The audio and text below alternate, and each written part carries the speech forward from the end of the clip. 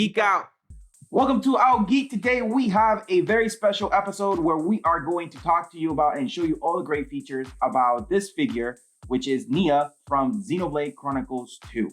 So remember to subscribe, give us a thumbs up, hit the notification bell so you do not miss another episode of Our Geek, and let's geek out. All right, guys, welcome back. So I have here Mike's prized possession, Nia. This is a Good Smile figure that he bought and he purchased and he got delivered last week. He's very excited to dig into this figure. But before we go ahead and dig into this figure, let's look at this cool box that I have right here next to me. Really captures all the good stuff about Nia on her position there, our action position with a nice sword. This is a 1:7 scale painted figure by Good Smiles. Really great job by them packaging this, which we will discuss here in this episode. But just want to show you the nice box that it came with. Really cool and really good colors, really thick box to protect this awesome figure by them. Oh yeah. This came, when did this come out? The figure itself was probably like, I believe, announced 2 years ago. 2 years ago? I could be wrong. But I personally finally got hold of it like last week. Like you said, it arrived Monday. Went straight after work. I skipped the gym. I skipped everything. Went straight to pick up because I had it shipped not to my house. Oh, where'd you get it shipped? I shipped it to Save a Lot in Austin Town. Why? Because for one, this toy's $400. Okay. And two, I'm not leaving this thing outside my house waiting until I got off of work at 6. So do you know somebody at Save a Lot? They have a locker room. Oh, they have a locker room for deliveries? Yep. So you can put that there because I was not leaving this out there. I did not know that. That's Yep. interesting. I would never send anything with high value and leave it in my parking lot. Yeah, in your apartment front doorstep. Yeah, I wouldn't either. Because I got off work like around 5. Stuff happens. It's the holiday. We're getting closer to the holiday season. People steal stuff from the porch. And I was like, I starved myself for 2 months to get this toy. Because my Nia Good Smile is $400. That's very expensive. Very. You really have to be a good fan of this specific franchise, this specific character, and the specific company that makes these type of toys. I had no problem dropping this one because Nia is my hands down, no questions about it, favorite fictional character of all time. No other character comes even close. Okay. And Nia is my favorite character in my favorite video game, funny enough, Xenoblade Chronicles 2. You are a big fan of Xenoblade's just lore overall. You Yes. have replayed probably each game maybe 5 times or more. Definitely. So I did see you the other day. I logged in. I was playing Echoes of Wisdom, and I saw you were on playing Chronicles. Yep. Xenoblade Chronicles 3, I believe. Yep. I was grabbing some, funny enough, more information about his future episode. Okay. And I just recently beat Xenoblade 3 second time because I beat that game obviously when it first came out. So yeah, I replayed these games 100 times. Like Xenoblade Chronicles 2 has 740 hours in. Nice. And that's like at least 5 playthroughs. That if you go to my Switch icon and you see that one with the most time, you know why. Oh yeah, absolutely. And this toy is gorgeous. Like when I opened from the box, I was like, oh my god, I love the detail of this toy. Like her sword, the Catalyst Scimitar, has like a gushing water coming out forming the blade, and I just love the translucent blue that they picked. Yeah, it's like a translucent blue purple just to give it that water-like element to the figure. Oh yeah, because Nia is a water blade, so obviously she has the ability to control and manifest water. This figure is based off her blade form in Xenoblade Chronicles 2. Spoilers, because I already technically I just spoiled Al on the story because he still hasn't he hasn't finished the first one. And this is the second one, and when you first meet Nia, she's in her driver form. She does not start off the game like this. This is pretty much her ultimate design. This is her true form. Mm-hmm. So she is in her driver form. Her blade is Dromark. He's this white tiger, awesome mount. I love Dromark. If they ever make a Good Smile Dromark, I'll pose him right next to Nia because I love it. They just, I know it's not related to Xenoblade, but I did see that SH Figuarts are doing some Sword Online figure art, so pretty much a nice sword. Oh yeah, I'm sure your sister will love. Oh, she would. There's moments for me. I am very tempted because I have Tigertron, and I want to transform it into his tiger mode to have him pose with Nia because her Dromark is a white tiger. Okay. So he normally hangs around with her. So I figured I might just move Tigertron from my Beast War shelf and just display it with Nia, but in beast mode.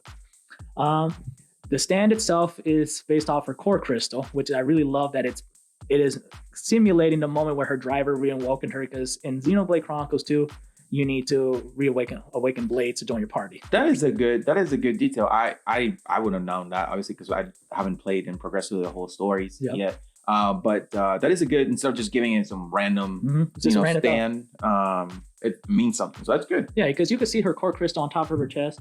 And you can see, if you notice, it's a slightly different color because in her core crystal, it's blue and pinkish. Nia is, and this is, mind you, if you're not having played Xenoblade Chronicles 2, I'd highly recommend it, but I'm going to be spoiling some things. Nia is a flesh eater. Flesh eaters are blades that are infused with human DNA to make them stronger.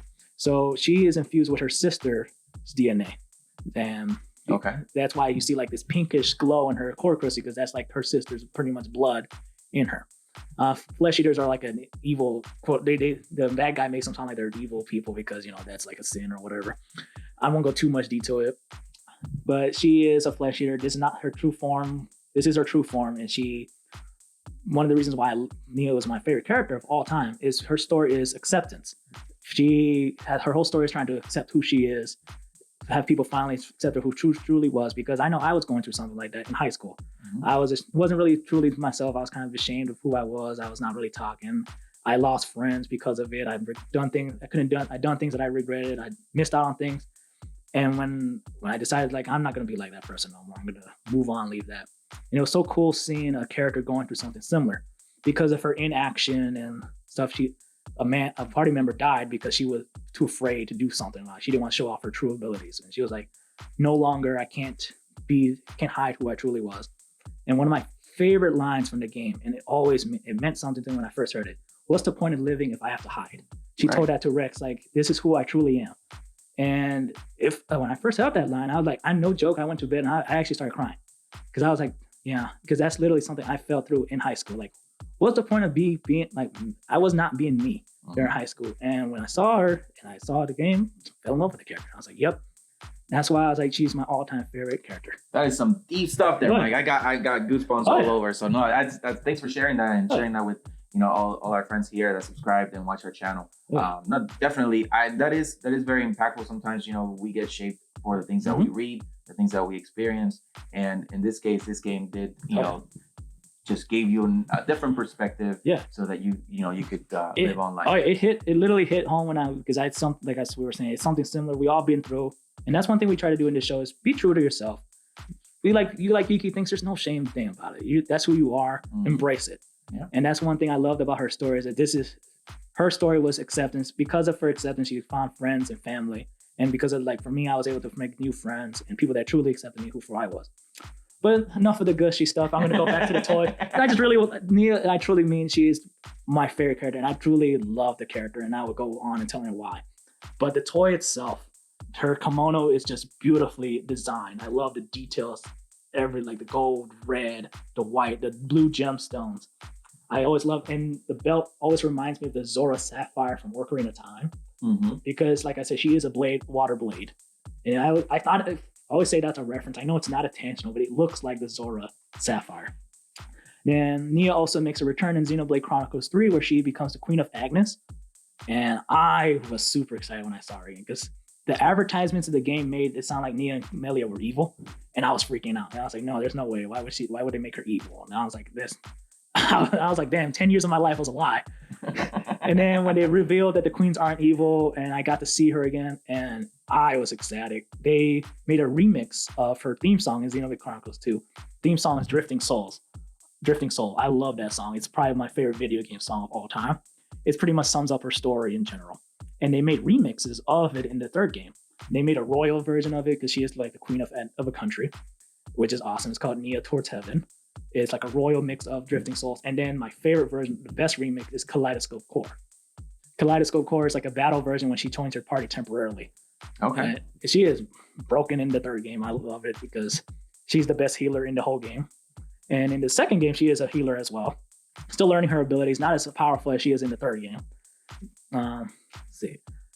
Oh, definitely a great. I really do like it. I do not know much about her, but I do really like how they shade the grays and what is it, like a dark or like a light brownish, grayish color for her hair.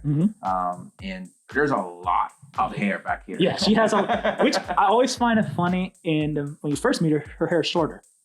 And I don't know how, magic, ether, whatever, the game doesn't even explain it. She just appears with a bunch of hair. Yeah, when she transforms into this form, all the hair comes back, which is funny. In the third game, she cuts it off and it's like a medium-sized hair in the third game. Nia is also known as in the both in universe Fluffy Ears by Z calls her Fluffy Ears. She is the future mother of Mio. Mio is the main character of the third game. Oh, I did not know that. Yep. She is obviously the Queen of Agnes. Then let's see. Rex's grandfather, the best way he describes her, and I think truly describes her to a T. Abuse, swearing, and colorful language is Nia's go-to because she's super girly. But Nia swears like a sailor, mean, and she will call you stupid, asshole, whatever, and I love it about her. Chapter 7, when we finally reveal her true design, was probably when we start to learn more about her past, because when I say her sister, not really her biological sister. A blade needs to be awakened by a driver. A driver is, remember, you've seen in Smash Brothers, you've seen Rex and Mifra. Mm-hmm. Rex is Mifra's driver. He's the one that gives the power, he lends his power to Mifra and she can fight fully. So her sister, as she calls it, was her driver, the one that awoken her. Her sister died of a disease. Nia, as a healing blade, felt regretting that she couldn't heal her. So that's why she hid her abilities. But she always refers to her as her sister because they pretty much grew up together as family. Then her sister's dad told her that I'm gonna start calling you as my daughter, because I think he kind of started blaming her that she died, so he kind of wanted to make her feel guilty that because she couldn't heal his biological daughter, that he's gonna call her his daughter, but in a more mean way, because he was like, well, you can't. I lost my daughter. I guess you're the closest best thing, and which is it doesn't. The game does not tell you that, but the way you could kind of feel that vibe, which I kind of like damn, she really does go through a lot of regret, and that regret. For example, when the party members die permanently, he can't come back. And because of his death, he saves her life. She couldn't save him. And in the third game, I like that she referenced it because she talks to the family of the guy that saves him. And she says, without him, I wouldn't be here today. So the name Van Damme is super important to me. And I love that the third game made a reference to that. The man sacrificed himself for her, and now she's forever in debt to that family. And I do like that. So why does she have spiky shoes like that? I have no idea. That was going to get to it. That's one design I never understood of Nia's outfit was I used to call them the crotch kickers. Yeah, that would be painful. Yeah, that's a bit. And I have no idea why they're designed for, but whoever designed the character was I'm just going to put sharp spikes. No idea why, because funny enough, I was thinking, okay, maybe Nia has kicks and stuff. She does not use kicks or anything. They're just really sharp, neat kickers. I thought they were funny.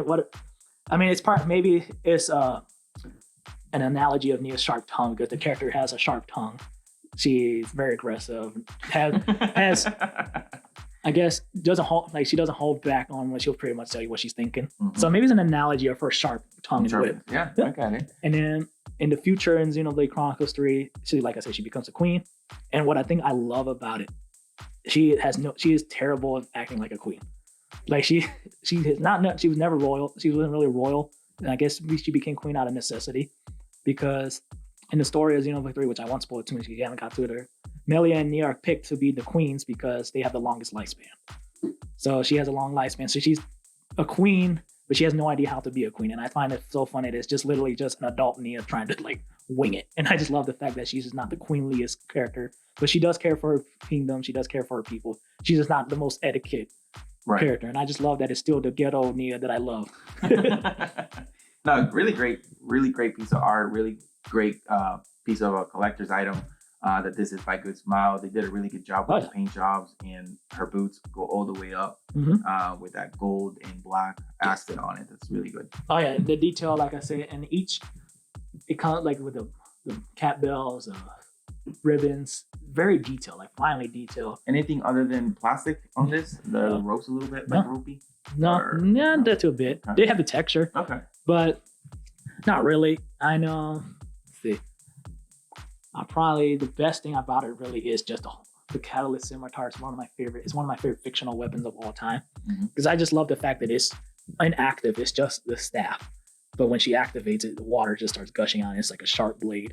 And one of my favorite moments in Xenoblade Chronicles 2 is where she stood toe to toe with Mifra's brother Malos. And Malos is pretty much a son of a god, so it was kind of cool seeing a common person holding his own, because her powers counteract his. His powers are destruction, while hers is regenerative and healing. So it was just pretty much countering each other back, because they have to go back and save Mifra. So it was kind of cool, great moment. And I love the moment. I love that moment because it people like to say that he stole her spotlight from her chapter because chapter 7 is her chapter. But I think it was fine because she failed to save her sister in her life, but she was able to save Mifra and Pyra, and she always looks at them as sisters. So in a way, she was able to like go full back instead of she was able to save these new sisters in her life. So, and pretty much did compensate. Yeah. She felt like she compensated for her previous loss. Yeah, and I love that because you see the smile in her face when Mifra awakens her true form and started fighting Jin, and it was kind of cool that it was like I was able to save somebody again. And I love that fact about the character that it's just I love a character that is struggling. I love a character that rises back up, and I just love the fact that she's not the best character personal-wise or stat-wise. She's just a good character in general, and that's why I love the character so much. So how many pieces did this come into? So it came in with 1, 2, 3, 4.